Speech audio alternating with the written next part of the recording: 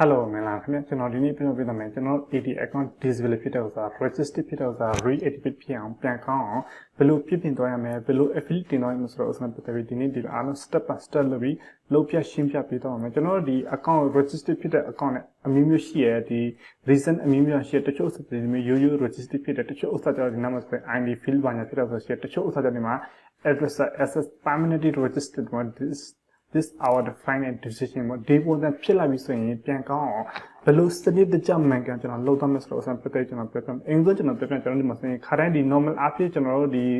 diesel ဖြစ်တဲ့ပညာဆိုကျွန်တော်တို့ဒီနာမ request review button ဆိုပြီးပေါ်တယ်ကျွန်တော် option လေးရှိတဲ့အတွက်ကျွန်တော် request review တော့ပို့လို့အလွယ်တကူပြန်မ reactivate လုပ်နိုင်အောင်ဒီဥစ္စာကျွန်တော်ကြည့်မှဆိုရင် permanently register ဖြစ်တော့ဒီ register ဖြစ်ချင်းကျွန်တော် affiliate မတင်တဲ့အတွက်ကျွန်တော် Facebook team နဲ့ contact လုပ်ပြီးကျွန်တော်ဥစ္စာ reactivate ဖြစ်အောင်မလုပ်တဲ့အတွက်ကျွန်တော်ရက်ပေါင်း30အတွင်းမှာကျွန်တော် action မယူတဲ့အတွက်ကျွန်တော် permanently register ဖြစ်တာ okay ဒီဥစ္စာဖြစ်တော့ဖြစ်ပြီးအကြောင်းအမျိုးကြောင့်ဖြစ်တော့ခဲ့ထားလိုက်ပါဒီဥစ္စာနဲ့ပတ်သက်ပြီးဘယ်လိုပြန်ကောင်းအောင်လုပ်မဆိုဥစ္စာပတ်အားလုံးသိချင်ကြတဲ့အတွက်ကျွန်တော်ဒီနေ့ဒီအားလုံးတခုမကျန် step by step လုပ်ပြီးကျွန်တော်လုပ်ပြပြတော့မယ်ဗီဒီယိုလုံးဝ skip မလုပ်ကြည့်တော့ဘူးကျွန်တော်ပြောချင်တယ်ကျွန်တော်ဒီဖက်မှာဆို request review ပို့လို့မရဘူးအဲ့အတွက်ကျွန်တော်ဒီမှာတစ်ချက်ပြန်သွားမယ် question mark เนี่ยတစ်ချက်တော့ sport team နဲ့ contact လုပ်ချင် contact လုပ်လို့ရလားမရလားမရလို့ရှိရင်လည်းအချမ်းကြီးနဲ့ဘယ်ပုံစံလုပ်သွားရမလဲဆိုတော့အစပတ်သက်ကျွန်တော်ပြောပြပေးမှာဖြစ်ပါတယ်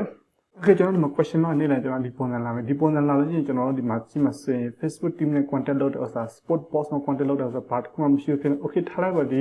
turbo shoot add disable add account ကိုကျွန်တော်ဒါတစ်ချက်နေမယ်တစ်ချက်နေနဲ့ဒီပုံစံဖြစ်နေဘာမှကိုမရှိဘူးဖြစ်နေဒီကဒီပြန် account ခေါ်တဲ့ဒီတစ်ချက်ပြန်တော့ဘာညာဆိုပြီးပြောတော့ရှိရတဲ့တော့တစ်ချက်ပေးလိုက်မယ်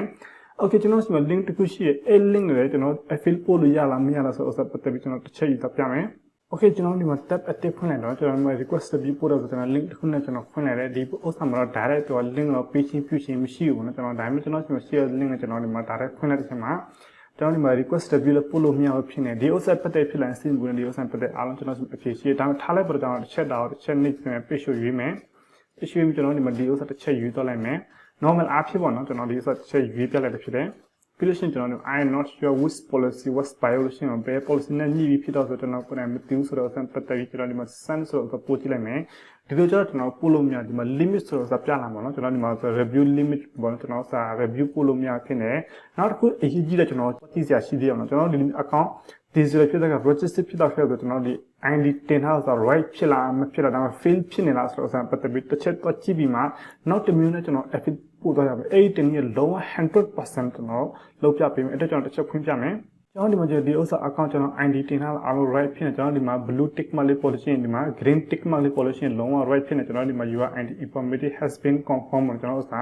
လုံးဝ confirm ဖြစ်နေပြီးလို့ရှိရင်ကျွန်တော်ဒီမှာဆိုရင်တော့နောက်တနည်းနဲ့သွားပြီးမှကျွန်တော်ဒီဥစ္စာ affiliate ပို့ပုံပုံလေးကျွန်တော်တစ်ချိန်သွားမယ်ကျင်းတဲ့နေရာကျွန်တော်ဘယ်တစ်ခုမှ option လည်းမရှိဘူးဒီမှာ request ပြလည်းမရှိလို့ကျွန်တော်ဒီမှာ help center သွားလို့မရဘူးဆိုတော့ကျွန်တော် tab active ဖွင့်ပြီးမှကျွန်တော်အဲ့ဒီ link တစ်ခုရှိအဲ့ link ကိုဖွင့်ရနည်းနည်းကြာတဲ့အတွက်ကျွန်တော် direct တော့ပြမယ်ကျွန်တော်ကွန်ပျူတာနည်းနည်း hang ဖြစ်တဲ့အတွက်ကြောင့်မို့ကျွန်တော် direct တော့ပြမယ်ဘယ်ပုံ affiliate တင်တော့ရတယ်အင်းဆိုကျွန်တော် affiliate တင်မဲ့စာတော့ကျွန်တော်တစ်ချက်ရေးပြီးသွားလိုက်ပါမယ်ကျွန်တော်ရေးထားတာအခု right ဖြစ်မဖြစ်ကျွန်တော်ပြန်တစ်ချက်ပြန်စစ်စစ်ကြည့်လိုက်ပါမယ်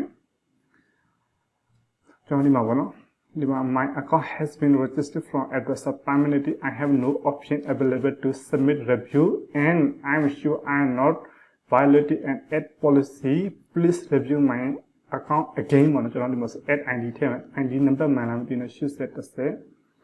တော့ဒါချက်နေလိုက်မှာကျွန်တော်ဒီမှာဆိုရင် okay should set တစ်ဆက်ကျွန်တော်မှန်ကန်နေပြီးရင် hope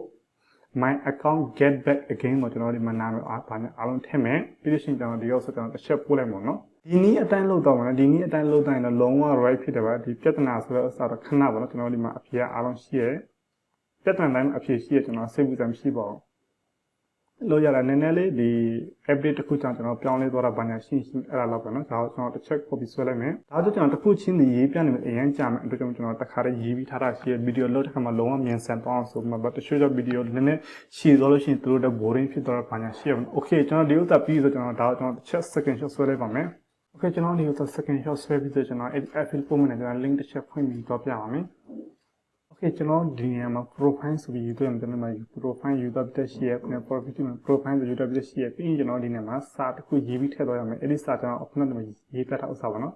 ကျွန်တော်ဒါလေးကျွန်တော်တစ်ချက် copy ဆွဲမယ်ပြီးရင်ကျွန်တော်ဒီမှာထည့်လိုက်ပါမယ်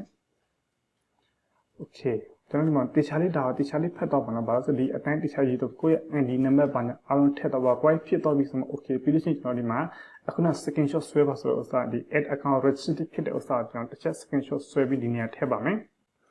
Okay ကျွန်တော်ဒီမှာကျွန်တော်အခုန screenshot ဆွဲထည့်ပြီးပြီးရင်ကျွန်တော်ဒီမှာစာရေးသားမှုစာထည့်ပြီးကျွန်တော်ဒီမှာအားလုံးရေးထည့်ပြီးကျွန်တော်ဒီကနေ submit ပို့လိုက်လို့ရှိရင် submit ပို့ပြီးမှ9မိနစ်10မိနစ်ဒါမှမဟုတ်နိုင်ခွက်အတွင်းမှာကျွန်တော်ဒီ sport box မှာသူ message ကျွန်တော်စာပို့လာမယ်အဲ့ချိန်မှာကျွန်တော်တကယ်ဖြစ်ပြတဲ့ issue နဲ့ပတ်သက်ပြီး screenshot မှာဆွဲပြီးအဲ့နဲ့ကျွန်တော်တစ်ဆက် profile လုပ်ပြီးကျွန်တော်တစ်ဆင့်ကျွန်တော်ပို့သွားရင်သူတို့ကျွန်တော်အပြန်အလှန်စကားပြောလိမ့်မယ်အဲ့ချိန်ကျွန်တော်ဒီ sport team နဲ့ live chat ထိုင်တဲ့အတိုင်းပဲအဲ့နဲ့ကျွန်တော် live chat ထိုင်ပြီးကျွန်တော် issue ဖြေရှင်းရမှာဒါကြောင့်ကျွန်တော်90% လောက်ပြီးသွားရှိပါတယ်ဒီဥစ္စာနဲ့ submit ပို့လိုက်ကျွန်တော် Facebook team မှာတစ်ဆင့် sport box မှာ contact လုပ်လိုက်ပြီးကျွန်တော်အဲ့မှာတစ်ဆင့်ကျွန်တော်သူနဲ့ကျွန်တော် reply ပြန်တော့မယ်ကျွန်တော် issue တိကျရှင်းပြပြ screenshot ပို့တော့ခဲ့လို့ရှိရင်သူတို့ကျွန်တော်ပြန်မှာဘာကြောင့်ဖြစ်တယ်ဘယ်လိုကြောင့်ဖြစ်တယ်ဆိုတော့ဥစ္စာပြတဲ့တို့ကျွန်တော်ဒီဖြည့်ရှင်းပြီးတော့အဲ့တို့ကျွန်တော်စာကောင်းရေးပြီးသွားမယ်အဲ့တို့ကျွန်တော်ဗီဒီယိုအများလုပ်ပြတာရှိပါတယ်ကျွန်တော်ဒီနေ့တော့မလုပ်ဖြစ်တော့ဘာလို့ဆိုကျွန်တော် battery အားလည်းကုန်ခါနေမီးရလည်းအရင်ပြည့်နေပြီးလို့ရှိရင်အခုနိုင်ငံရေးအကြောင်းလည်းမသိတော့ wifi လည်းအားကိုတအား slow ဖြစ်နေပါတော့ okay ဒီနေ့ဒီလောက်ပဲအားလုံးကျွန်တော်ကျေးဇူးတင်ပါတယ်တကယ်လို့လူကြီးမျိုး page မှာဒီ add account display ဖြစ်တဲ့ပညာဖြစ်တဲ့ဆိုလို့ရအခက်အခဲရှိနေတယ် option မတွေ့ဘူးဆိုလို့ရှိရင်ကျွန်တော် contact လုပ်ပြီးမေးမြန်းနိုင်ပါတယ်ကျွန်တော်လည်းဆွေးနွေးနိုင်ပါတယ်ဒါမှမဟုတ်ကျွန်တော်လည်း service page မှာလုပ်ခန်းလို့ရပါနော် okay ကျွန်တော် submit ပို့လိုက်ပါမယ်ဒီလို submit ပို့ရင်ခဏလောက်စောင့်ပေးရအောင်သူကဒီဥစ္စာသူကတွားရင်လို့ရှိတယ် okay ဒီလိုပြီးတော့ခဲ့ဆိုရပါတယ်နော် okay ဒီနေ့ဒီလောက်ပဲအားလုံးကျွန်တော်ကျေးဇူးတင်ပါတယ်